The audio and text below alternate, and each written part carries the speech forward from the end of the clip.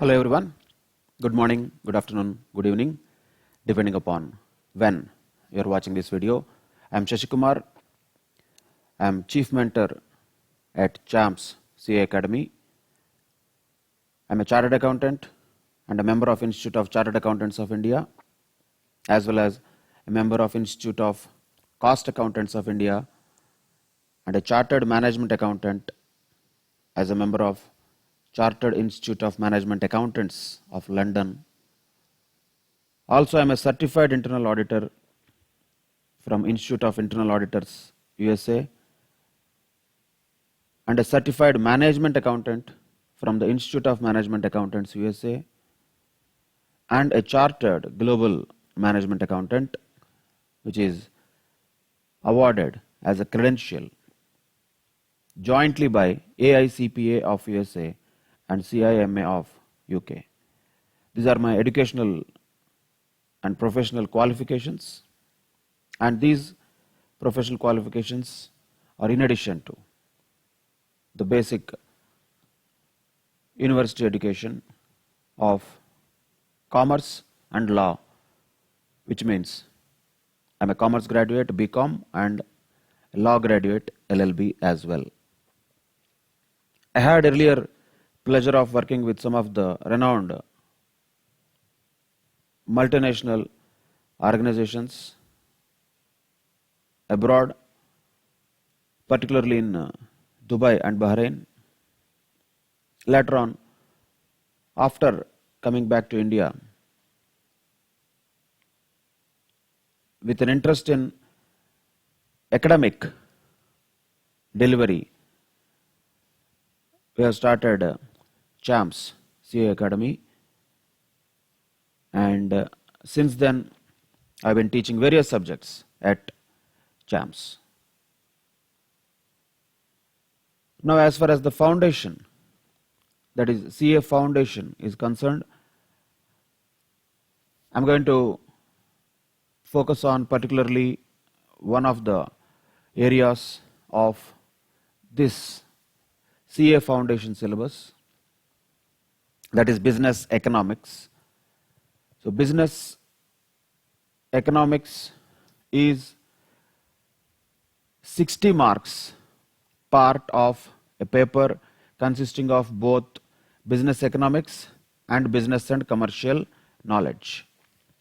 So, business economics is 60%, business and commercial knowledge is 40% of that paper. Most of you might be aware of that.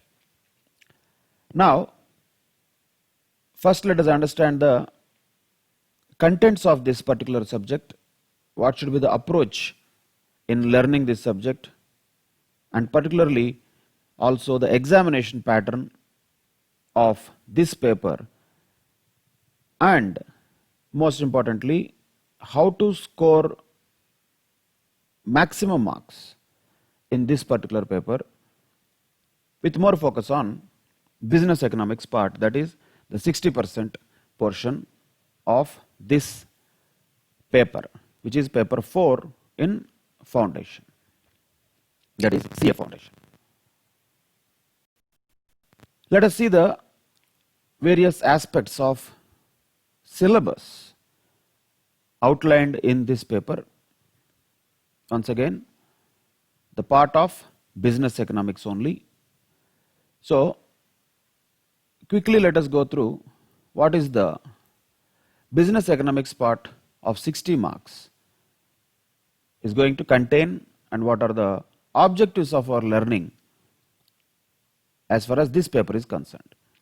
Of course, objective on a broader basis will be very vague and broad naturally, just to develop an understanding of the concepts and theories of business economics and apply such concepts and theories in simple problem solving. That is problem solving very rare, but still there are certain small areas where problem solving also might be required in this paper.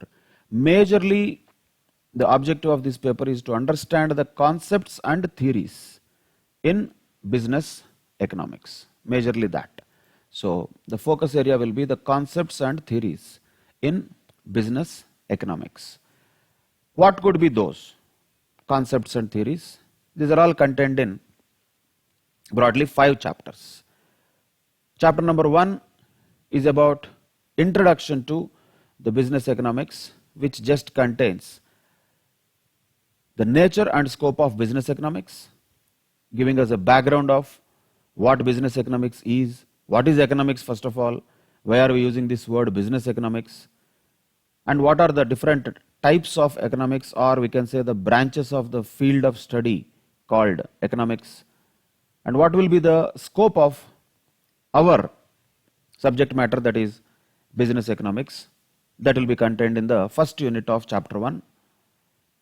And the second unit of chapter 1 gives us a background of why economics as a subject will be required, what are the basic problems faced in any economy. Any economy will have certain challenges. For that matter, any society will have certain challenges. How economics will try to address those challenges, and which types of economic systems are prevalent in the world, be it capitalist system or a socialist system or a mixed economy. What are the advantages and disadvantages of those systems? How those systems will try to solve the basic economic problems is the subject matter of unit 2 of chapter 1. That's what we can call as introduction to business economics, which gives us a broader outline of what this subject is all about. Whereas the real subject, the theories and concepts will start from chapter 2.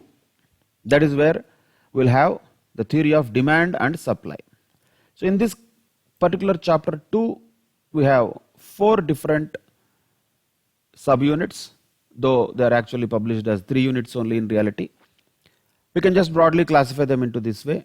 One is the law of demand or theory of demand, we can call it. What are the various aspects related to theory of demand? And what does theory of demand tell us about the relationship between price and demand of any particular commodity? That theory of demand is determined or guided by what kind of factors, or we can say what factors will prove that theory of demand is correct, or what factors will lead to the theory of demand.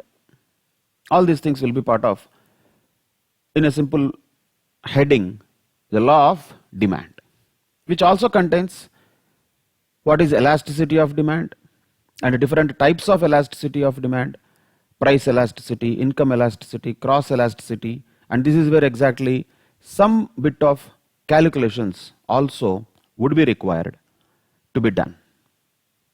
That is about law of demand as one of the theoretical aspects of chapter number 2.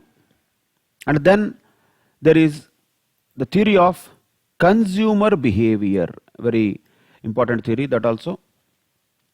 What is the way that consumers behave?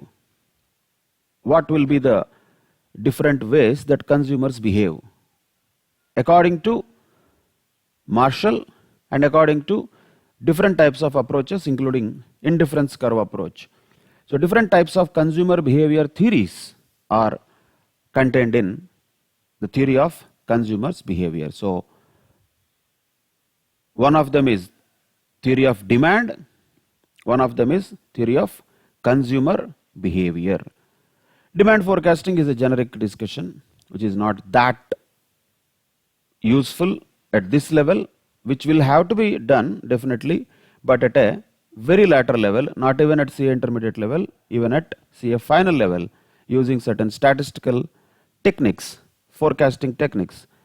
These areas of concepts can be applied at a final level, but we will just touch base upon what is demand forecasting and what could be some of the techniques which are used. So the point here is only to note that there are some techniques of demand forecasting. We are not going to really do demand forecasting. So that is the difference. So what are we going to know here is only that, yes, there is a theory which is telling us the theory of demand. That's what we call law of demand. Yes, there is a theory related to consumer behavior. That's what we are calling it as theory of consumers behavior. Demand forecasting is an area where we have to do or use certain forecasting techniques, certain statistical techniques in order to project or forecast or predict the future demand of any particular commodity. We are not going to do that, we are only going to know that. There is something called demand forecasting. Same way we are going to know that there is something called law of demand, and how the law of demand explains the relationship between various variables, and how the elasticity of demand can be calculated, and what are the various theories of consumer behavior. All these things are part of generally one side of economics that can be called as the consumer side of economics, popularly also called the buy side. Buy side means the buyers, and who are the buyers? Consumers. All the three aspects we are talking about here, all of them, all the three of these aspects are particularly from buy side only, because all of them are talking about either law of demand, consumer behavior, or demand forecasting. All of them are from the buy side. There is one side, other side also, that is sell side. We call that supply. So that is the fourth sub topic of second chapter, that is theory of supply. Just like theory of demand, there will be theory of supply. That's what we call it, say, the law of supply. Like law of demand, there is law of supply also. Like elasticity of demand, there is elasticity of supply also. So these are the theoretical aspects of demand and supply, which are contained, all of them, in chapter 2. So the first chapter gives us an introduction to the business economics. What does business economics do to societies, and how does it help the societies in facing the challenges? Second chapter enters into the theories or theoretical aspects of microeconomics, particularly starting with theory of demand and supply, containing the law of demand, the theory of consumer behavior, and the law of supply. These are the three areas of second chapter, that is theory of demand and supply. But as I already said, demand forecasting is only a sideline topic which only will have to be known that it exists, not in any detail. Whereas theory of demand, theory of supply, and consumer behavioral theories, we need to be almost experts of those theories. We need to be very much thorough with those theories after going through this chapter 2. After that, there is chapter 3, that is the theory of production and theory of cost. So as the name itself indicates, there are two things here. One is production. So first it introduces us to what is production, what are the factors of production. Then the real theories will start. What are the various laws of production? Various types of theories are there here, law, theory, whatever we can call them. So the law of variable proportions, law of returns to scale, all these things will be part of the theories of production. Same way we have theories of costs or concepts of costs. What are short-term costs, long-term costs, average cost, marginal cost, etc., etc. And various types of cost behaviors we will observe in this unit, that is for concept of costs. And just to remind you, this concept of costs is a very important aspect, not only here, of course it is important in the economics paper, but not only here, it will be very much useful in future. Why? Because at CA intermediate level, there is a full-fledged 100 marks paper for costing, and even at final level also, the costing principles are applied in one full 100 marks paper, which means the concepts of cost that we are going to learn at foundation level are going to be useful not only here, even at later levels. Other things like theories of demand and supply may not be directly applied in future, but in a one way we can say indirect way, certain areas of problem solving in future at final level might include some application of these theories, but otherwise These are more or less those type of theories which are required to be understood, and every finance person should know them as basics of economics. Point to be noted here while learning business economics is we are not going to become economists, and that is not our objective. Ultimately, this course is about finance professionals. Chartered accountancy is about creating accountants and finance professionals. While doing so, while becoming so, we need to have an idea about various economic principles. That is the reason why this subject is also introduced at foundation level particularly. So this helps in getting a better score in foundation, definitely no doubt about it. This paper is a very scoring paper. In addition to that, the concepts that we learn here, not all of them, but some of them, like the concepts of costs, will be useful at later stages also. So a solid foundation now will give definitely a better understanding of various new things in future as well. That has to be kept in mind. In spite of all this, ultimately our job here is to score the best marks in this paper. So we need to be focusing on the weightage also. We need to be focusing on what topic are the crux of this entire paper. So this entire paper ultimately will be focusing on these two particular areas. So out of the 60 marks, we can say almost 40 marks, almost 30-35 to minimum, but 40 up to 40 marks can be asked from these two chapters only. What are those? Core theories of economics. One is the theory of demand, including theory of consumer behavior, and another one is theory of supply, and the third chapter containing theory of production and theory of costs. This is the crux of economics. This is the basic aspects that we are supposed to learn in this particular paper. Of course, that does not mean that questions will not be asked from other chapters. There will be questions from chapter number 1 also. Those will be straightforward. There will not be much of technical knowledge involved in that. Mostly it will be of general knowledge. And applying the question to answer carefully will be enough to answer the questions in chapter number 1. But chapter number 2 and 3 are more technical in nature. They have to be understood in the way the theories of demand and supply have been promulgated, and they have to be applied also wherever the questions are asked on those topics. After these two types of core areas, there is one more area where the questions might definitely come from, that is price determination in different markets. So here also there are some generic things which will be talking us about various types of markets, like what types of markets are there. We just come to know what is perfect competition, what is monopoly, what is monopolistic competition, what is oligopoly. These are all generic things we will come to know as general forms of market. But again, technical things are here.